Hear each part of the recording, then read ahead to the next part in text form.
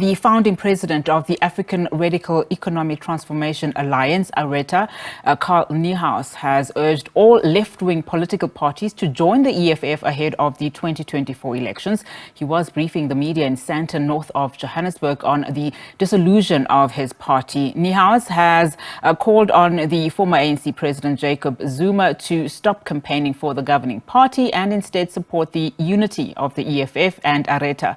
Now, let's get analysis from political analyst Magic Nkhwashu on this and other political stories we are tracking for you this afternoon. Thank you so much for your time this afternoon. Let's start with ARETA news. What do you make of this move by Karl Niehaus joining EFF, also stressing, of course, the importance of smaller parties supporting each other against the governing party? Good afternoon, Unati, and to the viewers. It's quite an interesting development from Karl Niehaus, ARETA, to join forces with the EFF. But it's not unexpected, as we have seen him in several events which involved the EFF, and the fact that he is actually very close to the former president Jacob Zuma, whom we know that he has got an open door policy for particularly the leader of the EFF, Julius Malema. So it will be quite interesting to see developments going forward, how these are going to work together, given that we have seen prominent people also joining the EFF, like advocate Thuli Madonsela, who is now very active, and Mzwanele Manyi. So having someone like Karl Niehaus joining the forces, it will be quite interesting. But interesting, what do you mean, if you don't mind expanding on it? Because a lot of criticism, obviously, to the fact that is he collaborating with the EFF, or is he in fact joining as a member?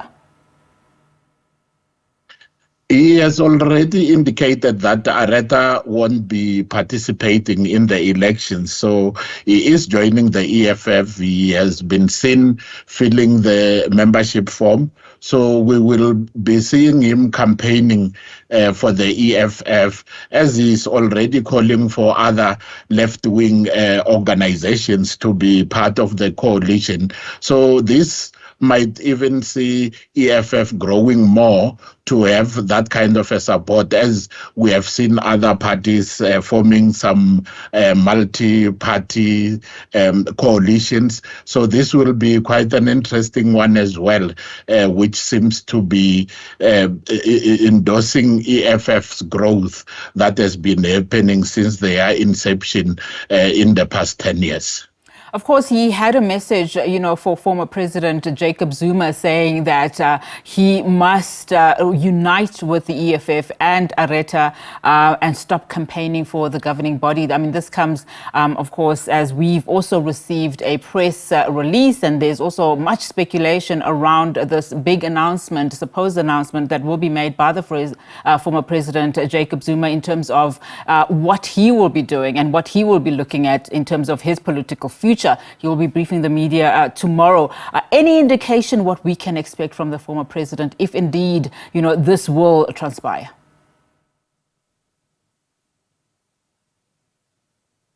Given the events tomorrow, that marks the 62nd anniversary of the Umkhonto weSizwe, Mr. Zuma, as the former leader, might surprise us with some announcement that everybody is expecting, that probably he might be endorsing the new political party, which is called by Umkhonto weSizwe. But he might also be announcing that he might be focusing on supporting either ARETA, Karl Niehaus, to actually push the EFF with the voting going forward.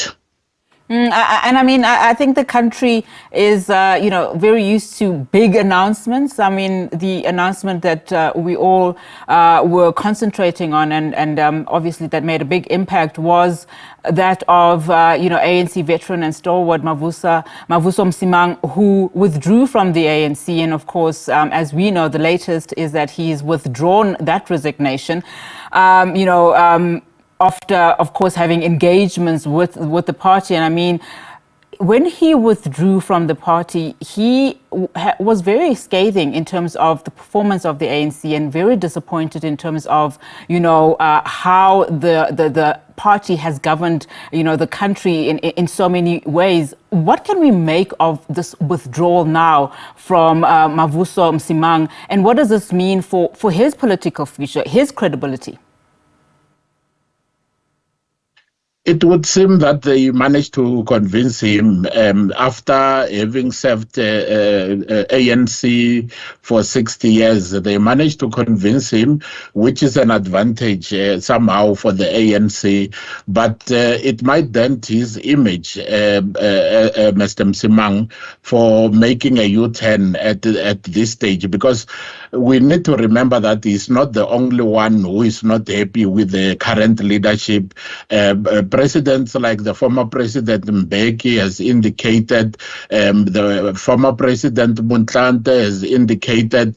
So although we might be seeing Thabo Mbeki campaigning for the ANC, it might be nullified by the announcement that will be made by the former President Jacob Zuma if it is against the ANC tomorrow. Our line is not very strong, Magic, and so let's just get to this point before we get completely disconnected. We just obviously saw ANC President Cyril Ramaphosa saying that the party will be launching its election manifesto next year, its 2024 manifesto. To what extent do you think the party's 2019 review process will shift the needle on its own, renewal and unity objectives and ensure that they are held accountable, in fact? There won't be that much difference if you can see how ANC has been having challenges lately. I mean, we have seen that they've got legal wrangles that are happening. The stalwart Mavuso Msimang himself has indicated that the ANC, by having the current Secretary General Fikile Mbalula, it has gone so low. We even wonder whether he will make an apology towards that, whether he will withdraw those words, like the SG has already withdrawn the remarks he made that were not that acceptable to the veteran. So we will be seeing a lot of challenges happening within the party itself. There seems to be more divisions.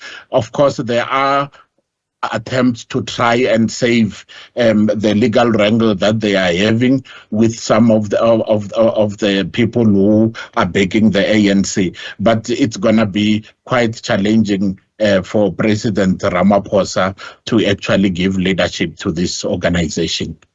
Just as we conclude, just your comments around the Parliament's Powers and Privileges Committee, looking into the discipline of 3 EFF MPs, wrapped up its work this week. Of course, we saw that one MP's charges were dropped, 2 are still facing some of those charges. Your take on this?